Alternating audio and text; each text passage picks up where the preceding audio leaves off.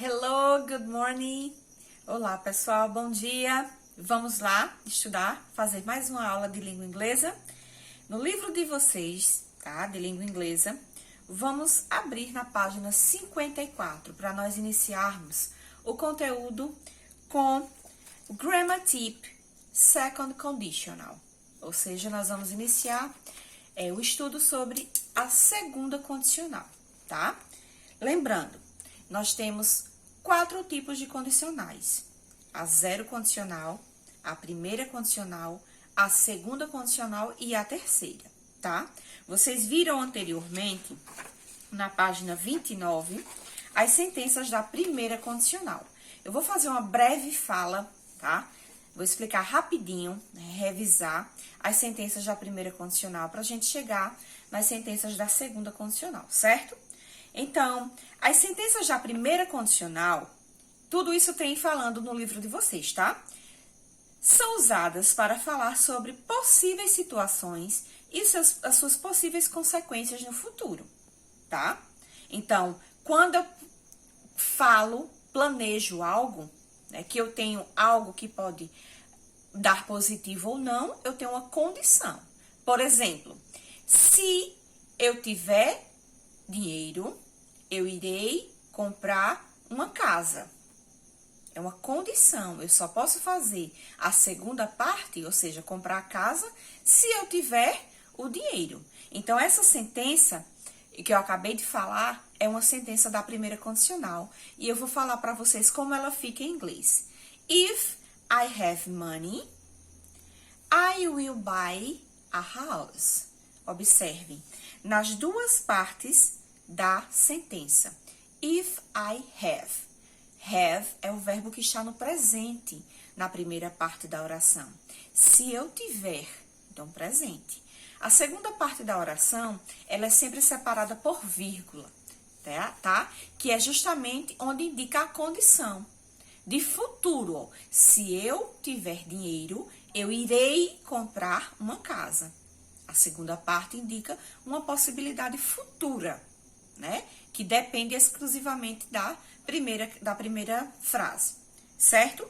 Para montar as sentenças da primeira condicional, eu tenho que prestar bastante atenção no verbo, tá? O verbo principal de cada oração. A primeira parte das orações da primeira condicional são usados os verbos no simple present. Tá, teacher? E o que é o simple present? O simple present é aquele verbo que às vezes sofre uma modificação ou não. Ele expressa o tempo presente, né? Expressa o presente, tá? E a segunda parte da oração é sempre usada com will, que indica futuro, mais o verbo principal da segunda parte da oração, tá? Como no exemplo aí do livro de vocês tem o seguinte: If they have 140 bottles full of canned tabs. Então, se eles tiverem 140 garrafas cheias de abas de latas, segunda parte, they will get a wheelchair. Eles terão uma cadeira de rodas. Então, terão futuro, né? Segunda parte da oração. E ainda pode acontecer a frase inversa, né? Primeiro a segunda parte e depois a primeira. Por exemplo, they will get a wheelchair if they have 140 bottles full of canned tabs. Então, eles terão a cadeira de roda se eles tiverem 140 garrafas cheias de lacres de latinhas. Tudo bem até aí? Qualquer dúvida, volta um pouquinho o conteúdo na página 29 e dá uma revisada, ok? Vamos lá para a segunda condicional agora, na página 54. Prestem bastante atenção. Quando nós vamos falar sobre a segunda condicional, elas indicam o seguinte: situações impossíveis ou irreais. Por exemplo, vamos ver aqui o exemplo que tem no livro. The second conditional is used to talk about impossible or unreal situations. observem a formação da segunda condicional. If, né, como toda sentença condicional, mais o verbo no simple past.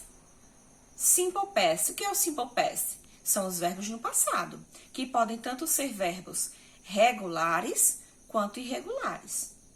Mais would, que indicam a situação de futuro, mais o verbo na sua forma base, que não muda. Por exemplo, if I had money, primeira parte da oração, if I had é o passado de have, tá?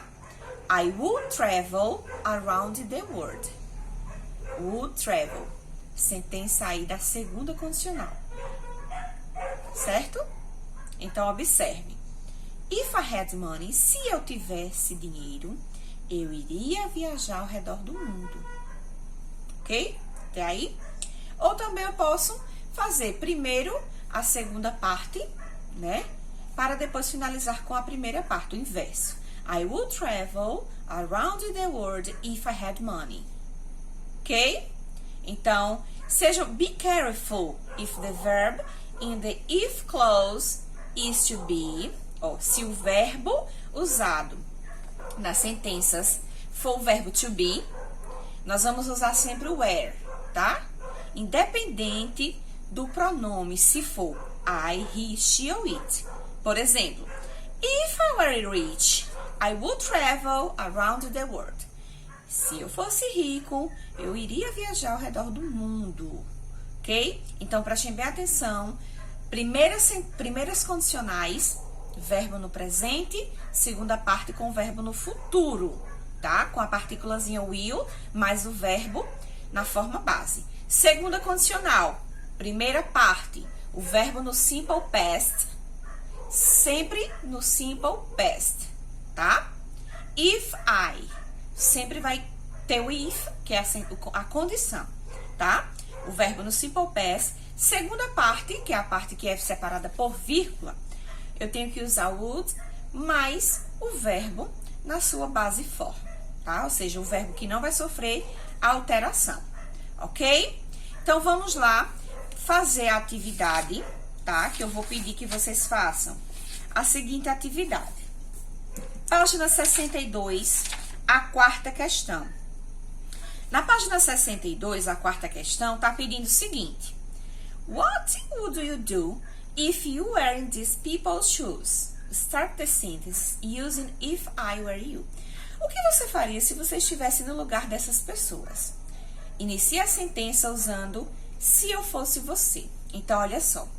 Essa questão, ela é bem pessoal, tá? Eu vou fazer a letra A da forma que da minha forma. Tem uma imagem, né, que corresponde ao seguinte. I am going to travel to Europe, but I am afraid of flying. Né? Eu viajaria para a Europa, mas eu tenho medo de voar. Então, eu coloquei assim. If I were you, I would travel to Europe. Se eu fosse você, eu viajaria para a Europa, mesmo com medo, né? Letra B. My wallet was stolen while I was on the beach. Ou seja, a minha carteira foi roubada enquanto eu estava na praia. Aí, como eu fiz? If I were you, vírgula, I would call the police. Se eu fosse você, eu ligaria para a polícia, tá? E a letra C, I am on vacation, but I don't have any money to travel. Eu estou de férias, mas eu não tenho nenhum dinheiro para viajar. E eu coloquei da seguinte forma. If I were you, I would stay at home. Se eu fosse você, eu permaneceria em casa, tá? Vocês vão fazer da forma de vocês, tá bom? Continuando a atividade, vocês irão fazer letra D e E, tá? Na 63. Vão fazer a quinta questão também, que tá pedindo o seguinte. Use the prompt and write sentence in the second conditional. Vocês vão ordenar as frases para montar uma sentença da segunda condicional. Prestem atenção como ficou a letra A. Tem as palavras marry, have, children, travel, to, Disney. Como é que eu vou iniciar uma sentença da segunda condicional? Primeiro eu pego o if, né? Depois o sujeito, que é Mary. Depois o verbo have. Eu vou transformá-lo em passado, que é had. Depois, children. If Mary had children. Se Mary tivesse crianças, vírgula. Pego lá o she, né, que estou relacionando a Mary. Acrescento o would, que tem que ter. E vou pegar o outro verbo agora, que é o verbo travel. Would travel to Disney. Então, fica da seguinte forma. If Mary had children, she would travel to Disney. Então, se Mary tiver crianças, ela viajará para Disney. Né? Ela viajará para Disney. E vocês vão fazer letra B, letra C, D e E. A sexta questão nós já fizemos, né, na página 63. Vocês vão fazer 64 a sétima, que é para vocês ligarem as colunas corretamente. E vão fazer a 67, tá? 67, que é a seção do checkpoint. Vão fazer a 1, 2 e 3. Porque a 4 e a 5 ainda é com outro assunto que, se der tempo, nós iremos ver, certo? E na próxima terça-feira, correção dessas atividades com o uso do aplicativo, tá bom? Espero que todos estejam fazendo as atividades e nos encontraremos para tirar quaisquer dúvidas na próxima semana. Beijos e até logo!